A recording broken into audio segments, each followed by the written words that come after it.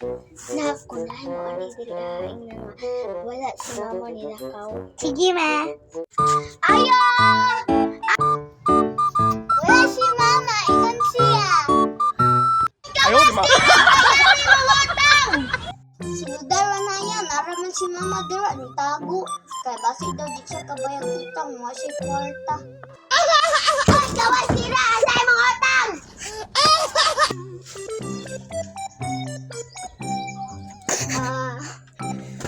People, di ko kabayang siya. Sunod na lang adlaw. Kaya na kanya nga mga utang, sa Pasko pa na, 2024, 2035 na karon. Wala akong good kaya ako bayad sa Shopee. Sige na ka Shopee nila, tanawan ni mong utang. Oh, dagan kayo. Abot ang 500 ka pen. Mag-Pasko pa na. Sige. No. Mga utang, ipabarangay dyan tika. Mukbon tika ron.